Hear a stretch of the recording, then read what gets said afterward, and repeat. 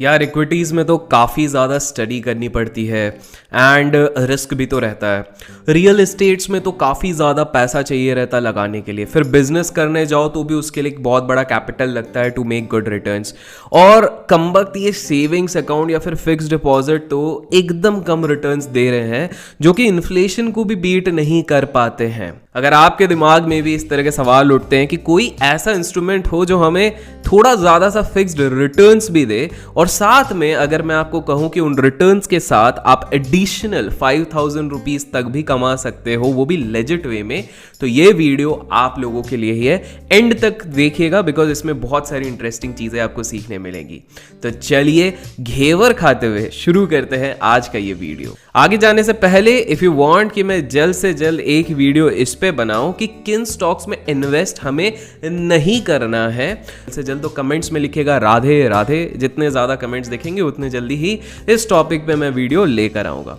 दोस्तों आज एक वीडियो लेकर आया हूं जहां पर कि मैं एक मास्टर क्लास लूंगा बॉन्ड्स की, स्पेसिफिकली सिक्योर्ड बॉन्ड्स की, और साथ में इस वीडियो में हम रिव्यू करेंगे एक सीनियर सिक्योर्ड बॉन्ड जो कि 25 नवंबर को लॉन्च हो रहा है। आज हम समझेंगे कि व्हाट आर बॉन्ड्स, बॉन्ड्स होते क्या हैं, क्या हमें थोड़ा सा बॉन्ड्स में एक्सपोजर लेना चाहिए, इफ यस व्हाई, एंड वो कौन सी प्रमुख चीजें हैं जिनकी हमको ध्यान रखनी चाहिए before we even think of investing into bonds. तो आज की इस वीडियो में हम सारे रिस्क भी कवर करेंगे, क्यों करना चाहिए क्यों नहीं करना चाहिए, सब चीजें कवर करेंगे। तो चलिए पहले समझते हैं सिंप्लिसिटी के साथ कि ये बॉन्ड आखिर होता क्या, व्हाट एग्जैक्टली इज बॉन्ड।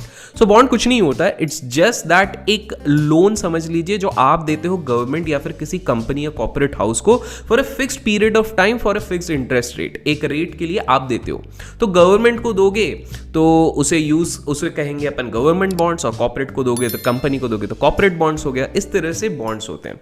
अब क्वेश्चन ये उठता है कि आखिरकार ये कंपनीज बॉन्ड इशू करती क्यों है, डायरेक्ट अपनी इक्विटी को डाइल्यूट क्यों नहीं कर देती, बिकॉज इक्विटी को डाइल्यूट करोगे फ्री में पैसा मिल जाएगा। वैसे ले तो सकती है, लेकिन दोस्तों जैसे ही कोई कंपनी अपनी इक्विटी डाइल्यूट करती है उसकी ओनरशिप भी लिक्विडेट हो जाती है। इसलिए कहीं ना कहीं कंपनीज और कॉर्पोरेट हाउसेज ये सोचती हैं कि अगर हमें एक फिक्स रिटर्न जो कि ज्यादा उनको भारी नहीं पड़ता उनके बुक्स पे, अगर उस बेसिस पे हम पैसा उठा सके तो इसीलिए वो बॉन्ड्स लेके आते हैं।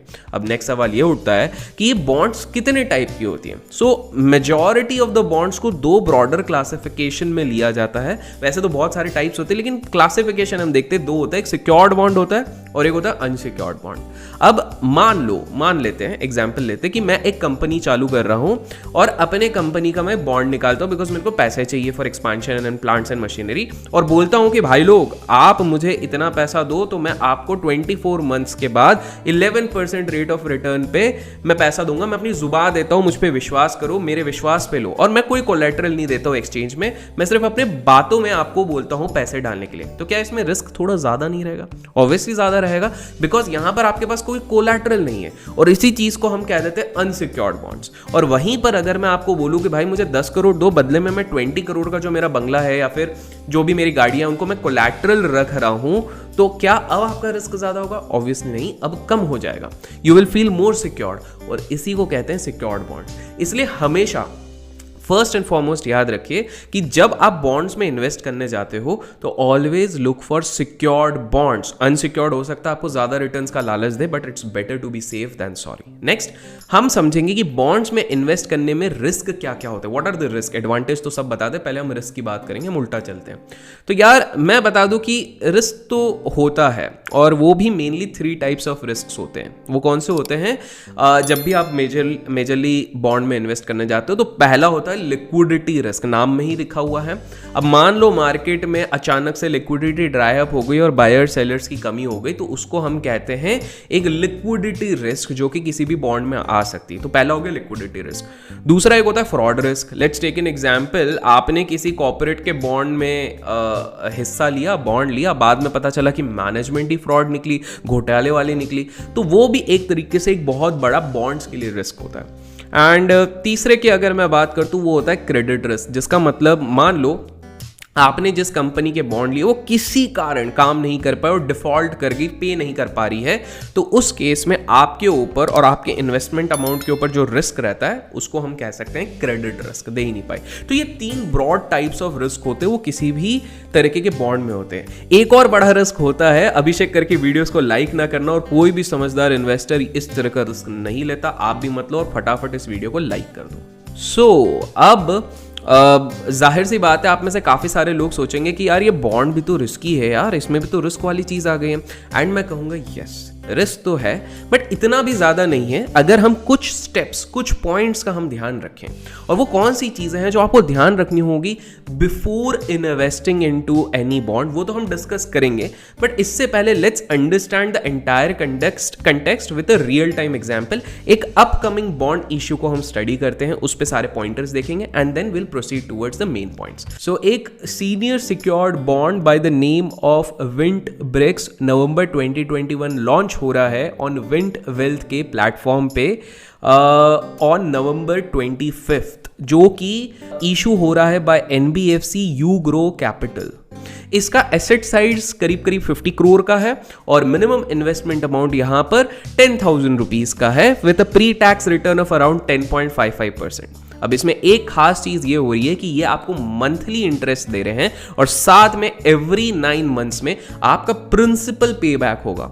सो इससे हमें क्या फायदा है? सो इससे हमें ये फायदा है कि हमारा जो अमाउंट है वो पूरे मेच्योरिटी तक लॉक्ड इन नहीं रहेगा, पूरा मेच्योरिटी दैट इज 27 मंथ्स तक लॉक्ड इन नहीं रहेगा। इसके कारण हमारा रिस्क 33% करके रिड्यूस होता जाएगा। 1/3 ऑफ द प्रिंसिपल अमाउंट हमको थोड़ा थोड़ा करके एवरी 9 मंथ्स में मिलता जा रहा है। पर अब जाहिर सा सवाल यह है कि भाई साहब, इस बॉन्ड में और DHFL वाले बॉन्ड में क्या फर्क है? DHFL वाले में तो पीपल वर इन ट्रबल, घोटाला हो गया। एंड मैंने इस पर्टिकुलर क्वेश्चन पे विंड वेल्थ की टीम को इतने ज़्यादा क्वेश्चन पूछे जितने रिश्ते देखने जब आप जाते हो ना, इतने लड़के वाले भी नहीं पूछते, इतने सवाल पूछे। And let me tell you, I got convinced and I'll tell you why, ठीक है? बिकॉज पहले DHFL का केस समझते हैं हम। पहली बात यह है कि DHFL was run by already Wadhawans, जिन्होंने ऑलरेडी ये PMC घोटाला, HDL घोटाला, ये सब पब्लिक डोमेन पे आ चुका था। स्टिल काफ़ी सारे लोग, ज्ञानी लोग वहाँ पे स्पेकुलेट कर रहे थे, इनके शेयर्स ले रहे थे और बॉन्ड्स भी ले रहे थे। तो पहली बात है, आप मैनेजमेंट का ट्रैक रिकॉर्ड देख लो। अगर ऑलरेडी इतनी लाछन लगी हुई है तो आपको संभल के रहना पड़ेगा। दूसरा रीजन ये है कि DHFL के केस में उनके जो एसेट्स के अगेंस्ट लेवरेज था वो करीब करीब 5 to 6 टाइम्स का था।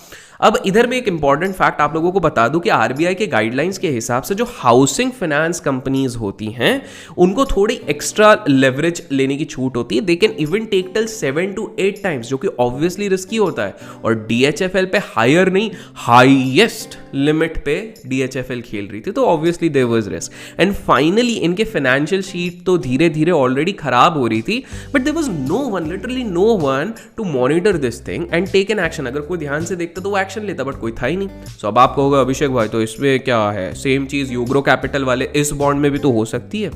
वेल अगेन सेइंग, रिस्क तो होता है थोड़ा बहुत, I don't deny that in any case. But मुझे पर्सनली जो अच्छा चीज लगी यहाँ पर वो ये थे कि Wint Wealth has taken multiple steps to mitigate the risk, to reduce the risk. Like पहली चीज ये, जो ये इशू है इसमें 50 करोड़ का एसेट साइज है और उसके अगेंस्ट 68 करोड़ के प्रॉपर्टी लोन्स एज कोलैटरल लिए गए हैं, which is around 1.25x of the issued bonds. In fact, जो लेवरेज रेशियो है यहाँ पर यूग्रो के लिए दैट इज 1:14, बोले तो 1200 by 1400 crore, which is actually good. बोले तो जहाँ DHFL और काफ़ी सारी companies 5 to 7x heavily leveraged होती है, ये तो इंडस्ट्री स्टैंडर्ड के सामने काफ़ी कम लेवरेज्ड है। और हमेशा याद रखो, कम लेवरेज इज ऑलवेज बेटर। दूसरी चीज, इनके एज पर एग्रीमेंट NBFC के साथ कुछ पैरामीटर्स ऑलरेडी सेट कर दिए गए। फॉर एग्जांपल NP अगर 5 के ऊपर चले गया तो बस अब पैसा लौटाना है, हम बैंक्रप्सी का वेट नहीं करेंगे, वर्स्ट केस बोल रहे हैं। या फिर अगर आप इस पे देखते हो तो हर मंथ विंट वेल्थ की टीम इनकी ट्रैकिंग करती है और यही reports in a summarised version every month investors को डैशबोर्ड पे दिखेगा। You probably know it very well in a nutshell की फाइनेंशियल हेल्थ क्या है एंड आपके बॉन्ड्स कैसे परफॉर्म करेंगे, उसकी लॉन्जिविटी कैसी रहेगी, ये सब आपको मिलेगा। प्लस विंड वेल्थ की टीम क्वार्टरली यहाँ पर विजिट भी करती है फॉर ग्राउंड रियलिटी चेकअप। पर अब आपका फाइनल सवाल होगा, चलो विंड वेल्थ तो अपना ख्याल रख रही है, लेकिन विंड वेल्थ क्रेडिबल है कि नहीं? वेल, इसमें नितिन कामत जी, कुणाल शाह, वजीर एक्स के जो निश्चल भाई हैं, इन सब का इन्वेस्टमेंट है। यही नहीं, it is run by some of the best talents including a dear friend of mine Ajinkya who is the CEO of this company. So yes, in that case it is definitely trustworthy also. But now do you remember, मैंने आपको starting में कहा था कि आप लोग 5,000 रुपए तक का एक्स्ट्रा भी कमा सकते हो। मैंने आपको स्टार्ट में बताया था। सो वो कैसे हो सकता है? सो फॉर दैट डिस्क्रिप्शन में दिए गए लिंक को आप जैसे ही क्लिक करेंगे, वहां से आप डायरेक्ट होंगे विंड वेल्थ के पेज पे। वहां पर जाके using the link which is there in the description, अगर आप किसी और को भी रेफर करते हैं जिसको लगता है, आपको लगता है कि हाँ आपको कोई फ्रेंड है जो ऑल्टरनेटिव ढूंढ रहा है फॉर फिक्स्ड रिटर्न्स या फिर फिक्स्ड इंस्ट्रूमेंट्स पे दिख रहा है, आप अगर उनको रेफर करते हो, so for each referral you will get 0.5% return on your invested capital till a maximum cap of 5,000 rupees. So do check the description and the pinned comment for the link. पर अब हम बात करेंगे कि जब bonds में, in general में बोल रहा हूँ, जब बॉन्ड्स में इन जनरल थोड़ा बहुत रिस्क होता ही है, तो हम आखिर बॉन्ड्स में इन्वेस्ट करें ही क्यों? हम फिक्स डिपॉजिट में क्यों नहीं करो? फिक्स डिपॉजिट जिंदाबाद। अब उसके लिए मुझे ये लगता है, मेरा पर्सनल है, कि यार इस तरह के मार्केट में जहाँ पर इंटरेस्ट रेट्स ऑलरेडी इतने लो चल रहे हैं, सेविंग पे 2%, फिक्स डिपॉजिट पे 5% मिल रहे हैं, अगर हमें इन्फ्लेशन बीट करना है जो 6% से बढ़े जा रहा है, तो हमें थोड़ा रिस्क तो लेना ही पड़ेगा, राइट? आई मीन जो थोड़ा ज़्यादा लेना चाहते हैं वो इक्विटीज़ में लगाते हैं, जो और ज़्यादा रिटर्न की लालसा में रिस्क लेना चाहते हैं वो क्रिप्टोज में लगाते हैं। सो थोड़ा रिस्क तो हर जगह पर है। और अगर हमने 3-4 चीज़ों का, एटलीस्ट 3 चीज़ों का जो मैं अभी आपको बताने वाला हूँ, उनका ध्यान रखा इन टर्म्स ऑफ बॉन्ड्स, तो हमारा एफर्ट सफल हो जाता है in order to pick a good bond. और तो वो 3 चीजें कौन सी है अब मैं आपको बताता हूं। पहला है लेवरेज रेशियो, जिसके हमने अभी ऑलरेडी बात करी कुछ देर पहले, जितना कम होगा उतना बेटर होगा। सेकंड चीज ये होती है कॉर्पोरेट गवर्नेंस। ये चीज तो आप इक्विटीज में भी ध्यान रखो, बॉन्ड्स में भी ध्यान रखो, एंड मैनेजमेंट प्रैक्टिसेस को देखो। हमेशा ऐसे बॉन्ड्स में आप इन्वेस्ट करो जिनकी लीडरशिप पे आप ट्रस्ट कर सकते हो, ऑथेंटिक हो, इस तरह के ही बॉन्ड्स में आप इन्वेस्ट करो। और तीसरा, हमेशा एक वेरीफाइड पूल हो, जहां पर एक verified pool in the sense, जैसे विंड वेल्थ के केस में मैंने आपको बताया, वो चेरी पिक करते हैं, ऑडिट करते हैं, वेरीफाई करते हैं पूरे पूल को, और उसी के बाद वहां पर इन्वेस्टमेंट करते हैं। एट द एंड हमें समझना होगा कि एक अच्छा पोर्टफोलियो वो नहीं होता जो केवल और केवल रियल एस्टेट में डाल दे, या केवल और केवल इक्विटी में डाल दे, या केवल और केवल सब बॉन्ड्स में डाल दे। ऐसा अच्छा पोर्टफोलियो नहीं होता। एक अच्छा पोर्टफोलियो वो होता है जो बैलेंस्ड हो, जिसमें थोड़ा सा इक्विटी हो, थोड़ा सा रियल एस्टेट हो, थोड़ा सा डेट हो, थोड़ा सब कुछ हो, जैसे बूफे टाइप होता है ना, वैसा हो, वो होता है असली पोर्टफोलियो। सो दोस्तों, आज की इस वीडियो में हमने समझा कि बॉन्ड्स क्या होता है, क्या क्या रिस्क होते हैं उसमें, किस प्रकार से हमें मिटिगेट करने रहते हैं रिस्क, प्लस हमने विंड ब्रिक्स नवंबर 21 के बारे में भी समझा। आशा करता हूँ आज की इस वीडियो से आपको कुछ नया सीखने मिला होगा।